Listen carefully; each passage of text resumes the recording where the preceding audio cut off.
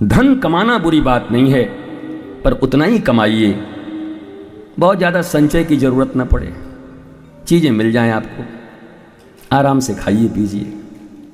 पैसा पे पैसा, पैसा पे काय को इतना जमा करें? किडनी खराब होगा तो कौन बदलवाएगा? बड़े बड़े अरबपतियों की किडनी बदल रही है, बच नहीं रहे हैं। किडनी ट्रांसप्लांट होने के बाद भी हमेशा खतरा बना रहता है, और वो जिंदगी नहीं होती फूल कुमारी का जिंदगी हो, ये मत खाना, ये मत बैठना, यहाँ मत जाना, धुआं मत लेना। ये जीना भी कोई जीना है लल्लू? करोड़ों रुपए लगा के भी जिंदगी तुम्हारे हाथ में नहीं है। भगवान पर भरोसा रखो, उनके पवित्र नाम पर भरोसा रखो। तिकड़म करने से कुछ नहीं मिलेगा। बड़े बड़े तिकड़मी आए, रावण की तरह चले गए। रावण रोज अभिषेक किया करता था शिव जी का। भगवान शंकर के जितने ज्यादा से ज्यादा मंत्र हैं सब रावण के बनाए हुए हैं, जो आज तक तुम पढ़ते हो। रावण तो बचा नहीं, उन मंत्रों को पढ़ करके तुम क्या बचोगे? जिसने मंत्र बनाया, लिखा भी, लिरिक्स भी, सिंगर भी, म्यूजिशियन भी, वो गया। 1 लाख पूत 1.25 लाख नाती, तारावण घर दिया न बाती। और उन्हीं मंत्रों को पढ़ के तुम बचोगे? बच जाओगे, क्योंकि रावण में अहंकार था और तुम्हारे भीतर राघवेंद्र सरकार हैं। अगर सरकार के प्रेम में पढ़ोगे तो बच जाओगे, भोलेनाथ के प्रेम में पढ़ोगे तो बच जाओगे। पर अहंकार सहित तो रावण ही नहीं बचा, जिसने लिखा, पढ़ा, गाया, बनाया। कोई रावण साधारण व्यक्ति था, वेदों का ज्ञाता था, ब्रह्मा वेद पढ़ाने आते थे।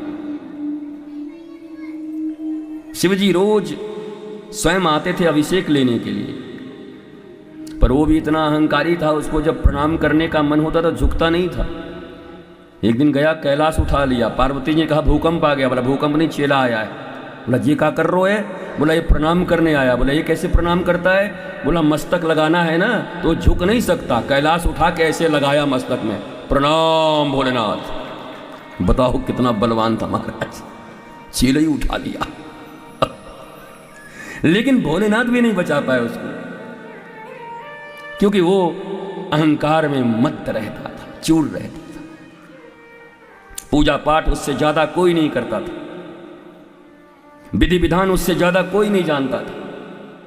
अरे सेतुबंध रामेश्वरम में जब शिवजी की स्थापना होनी थी तो भगवान राम ने वहां जो स्थापना की, आचार्य के रूप में रावण ही आया था।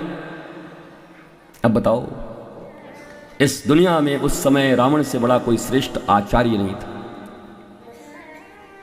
रावण ही आया था। एक कथा ऐसी आती है कि भगवान ने कहा कि भाई सोने का कोई या कुछ काष्ठ का बना दो, बिना पत्नी के तो काम बनता नहीं।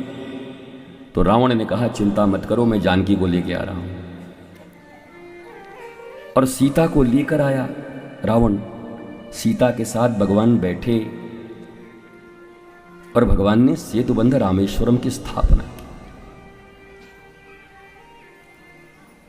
तो भगवान ने कहा कि मैं क्षत्रिय हूं और हे विप्रश्रेष्ठ, मैं दक्षिणा तो दूंगा, बिना दक्षिणा के मैं कोई काम कराता नहीं।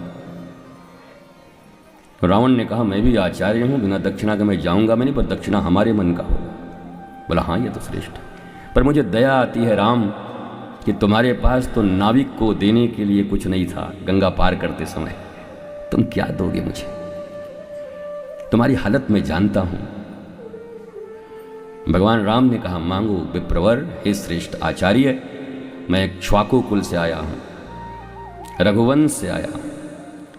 वो रघुवंश जो रघु समस्त संपत्तियों का दान करके घोड़े के अस्तबल में बैठ के घास खाते थे, मैं उनकी संतान हूं। इसलिए ऊपर से मत देखो, ऊपर से मैं भले ही सफाचट नजर आ रहा हूं, भीतर से चकाचक हूं। मैं दुनिया वालों की तरह नहीं हूं कि बाहर से चकाचक भीतर से सफाचट। मैं राम हूं, मांगो।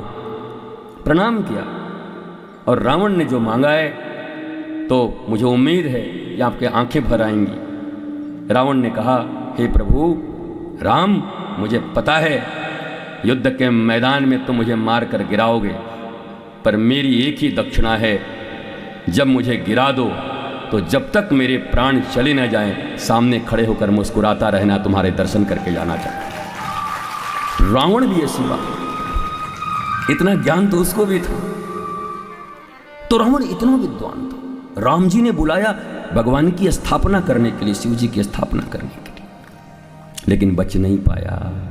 क्यों? इतना पूजा, इतना पाठ, इतना वेद, इतना हवन, कुछ काम नहीं आया।